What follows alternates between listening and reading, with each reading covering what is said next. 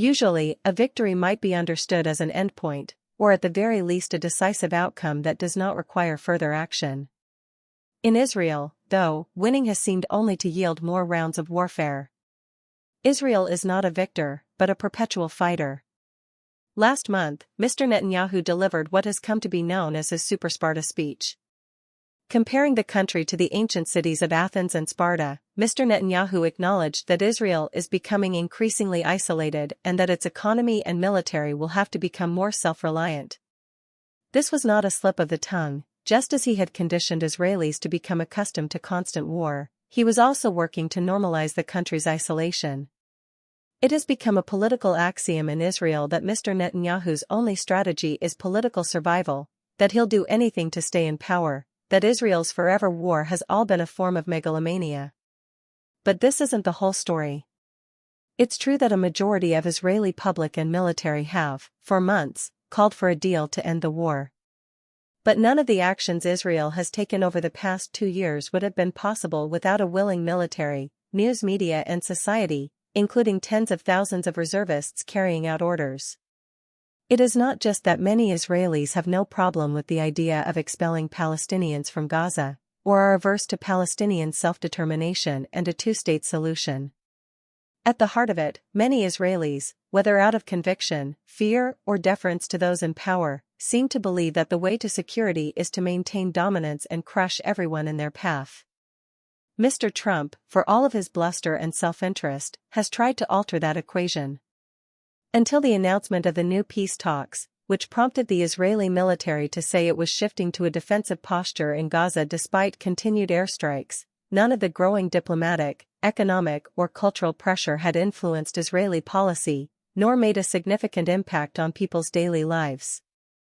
At the same time, a ceasefire, while long overdue, would be likely to ease growing international pressure on Israel to change its policies not just in Gaza but vis-a-vis the Palestinians writ large. And, for now, even if there is a ceasefire in Gaza, Israel will still be occupying territory in Gaza, the West Bank and East Jerusalem, and maintaining a military. The liabilities of Israel's security doctrine have become increasingly evident. It was ultimately the failed attack in Doha, striking the heart of the Gulf, where Israel has benefited from the continued shield of the Abraham Accords, that backfired, prompting concerted pressure on Mr. Netanyahu to meet Mr. Trump's demand for an end to the war. The Netanyahu coalition's recent push into Gaza City not only unfolded against the will of some in the Israeli military and most Israelis, it helped fuel a growing global consensus that Israel's campaign in Gaza amounts to genocide. Israel's diplomatic isolation, on full display at the United Nations last month as major Western nations recognized the state of Palestine and Mr. Netanyahu addressed a hall of largely empty seats, was making the country look more and more like a self-defeating, irrational actor than the regional hegemon it aspired to be. Israel's strategy has yielded some tactical wins. In Gaza, Israel has debilitated Hamas's military strength. Its operations in Lebanon dealt a decisive blow to Hezbollah and, almost certainly unintentionally, contributed to the fall of another adversary, President Bashar al-Assad of Syria. While Israel's 12-day war in Iran arguably did not achieve Mr. Netanyahu's goals of eliminating Tehran's nuclear program and substantially weakening that regime, it did chip away at Iran's offensive and defensive capabilities, and, maybe above all, showed that Israel and the United States are not afraid to strike deep inside the country. But in each case, instead of building on its gains and moving toward peace as a practical resolution, Israel has doubled down on the path of war, even when that has worked against its own interests.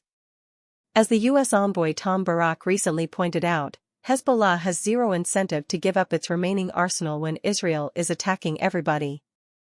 When a U.S. negotiated ceasefire in Gaza went into effect at the start of the year, Israel could have taken the opportunity to get the hostages back and achieve its goals of an improved regional security landscape. Instead, it broke the ceasefire and proceeded to cause widespread starvation among Palestinians in Gaza. In Syria, after Mr. al-Assad's ouster, Israel launched strikes to disable the country's military capabilities and destroy suspected chemical weapons sites.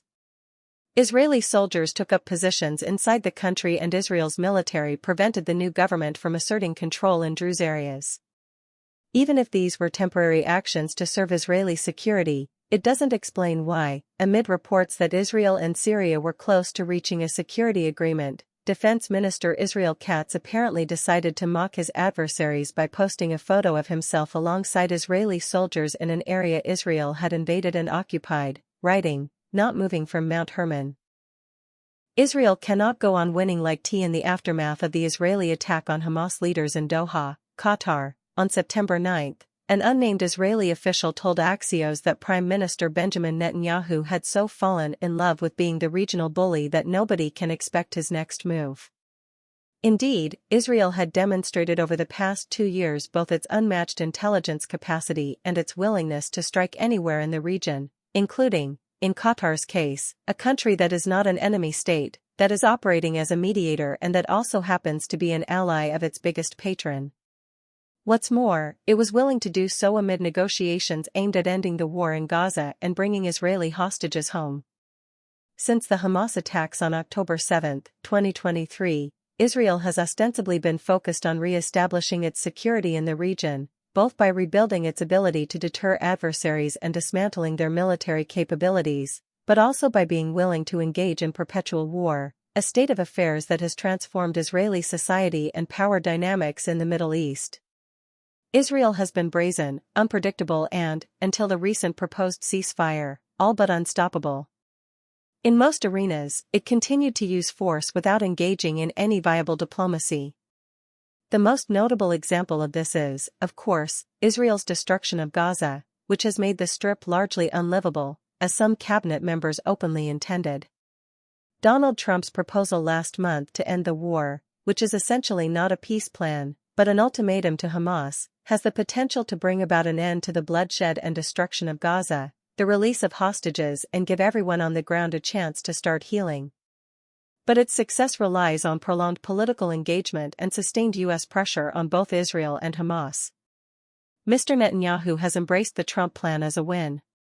Yet the security gains his country has made are fragile or debatable, and its international isolation may deepen. Altering Israel's bellicose character is not necessarily part of the equation. All of this should concern Israelis. Even if the war ends, there will then need to be a moment of soul-searching about the collective society's responsibility for the years of mass killing and displacement. Palestinians desperately need this war to end. But so do Israelis.